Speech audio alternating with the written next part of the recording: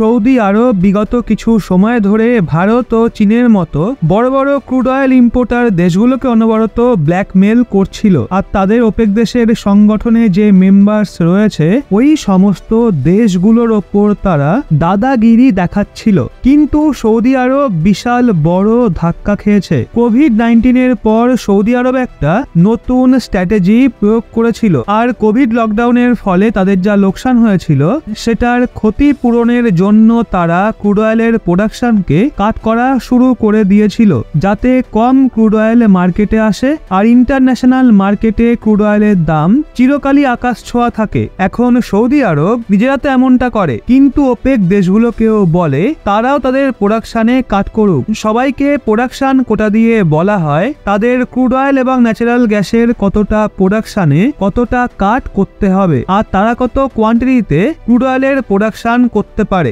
এখন এই পুরো বিষয়টা 1 বছর ধরে চলে। সৌদি আরব বাকি ওপেকের মেম্বারদের প্রতিশ্রুতি দিয়েছিল ক্রুড অয়েলের মূল্য একবার পুনরায় 2022-এর মতো 100 থেকে 110 আমেরিকান ডলার পার ব্যারেলের ওপর চলে যাবে, কিন্তু বিগত কিছু মাস ধরে ক্রুড অয়েলের মূল্য অনবরত 75 থেকে 85 আমেরিকান ডলার পার ব্যারেলের আশেপাশের রেঞ্জেই ঘোরাফেরা করছে। কোভিড-19 পর বিশ্বের অনেক দেশে রিকভারি এখনো পর্যন্ত হয়নি, স্লো ডাউন দেখতে পাওয়া গেছে। এই কারণে ওপেক দেশ এক তো কম ক্রুড অয়েল বিক্রি করতে পারছে, আর দ্বিতীয়ত মূল্য চোকাতে পারছে না। এক্ষেত্রে বিগত কিছু মাস ধরে ওপেক সংগঠনের দেশ সৌদি আরবের প্রোডাকশন কাটের সিদ্ধান্তে অনেক অসন্তুষ্ট ছিল, কারণ তাদের অ্যানুয়াল ইনকামের ওপর অনেক প্রভাব পড়ছিল। এখন স্বাভাবিক ব্যাপার, প্রত্যেকটা দেশই চাইবে সে বেশি ক্রুড অয়েল এক্সপোর্ট করে বেশি ইনকাম করুক, কিন্তু তাদের ওপর ওপেক প্লাস অ্যালাইজ দ্বারা নির্ধারিত প্রোডাকশন কোটার লিমিট ছিল,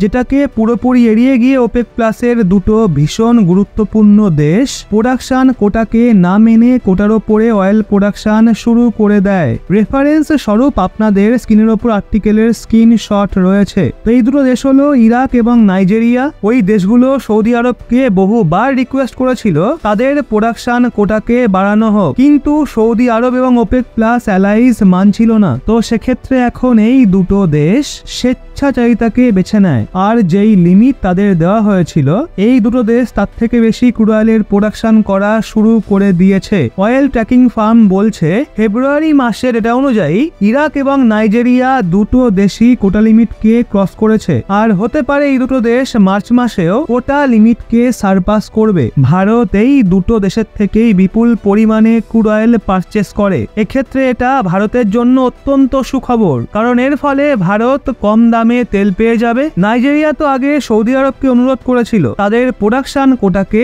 বাড়ানোর জন্য, কিন্তু ইরাক না তো রিকোয়েস্ট করে আর না তো অনুমতি চায়। অবশ্য ইরাক 1960 থেকেই ওপেকের ফাউন্ডিং মেম্বার, যেখানে নাইজেরিয়া 1971 সালে ওপেক জয়েন করেছিল। বলার মানে হলো দুজনেই মেজর মেম্বার। এর জন্য এখন মনে করা হচ্ছে নাইজেরিয়া এবং ইরাকের কোটার ওপরে প্রোডাকশনের পর আরো দেশ তাদের মতো কোটা লিমিটের চেয়ে বেশি প্রোডাকশন করতে পারবে। এর আগে আঙ্গোলা নামের একটা আফ্রিকান দেশ 2 মাস আগে ওপেক অ্যালাইজকে এটা বলে ছেড়ে দিয়েছিল যে তাদেরকে কম প্রোডাকশন কোটা দেওয়া হচ্ছে, আর কম ক্রুড অয়েল প্রডিউস করার কারণে তাদের মারাত্মক আর্থিক লোকসান হচ্ছে। তারা নিজেদের ইচ্ছায় নিজেরাই নির্ধারণ করতে চায় তাদের কত পরিমাণ বিক্রি করতে হবে, কতটা প্রডিউস করতে হবে। এক্ষেত্রে তারা ওপেক প্লাস অ্যালাইজকে ছাড়ছে। এখন এই সবকিছুর মাঝে সৌদি আরব কঠিন পরিস্থিতির মধ্যে পড়েছে। ক্রুড অয়েলের কোটাকে নিয়ে তাদের এখন ওপেকের সমস্ত মেম্বার দেশগুলোকে স্যাটিসফাই করতে হবে, যেটা ভীষণ কঠিন।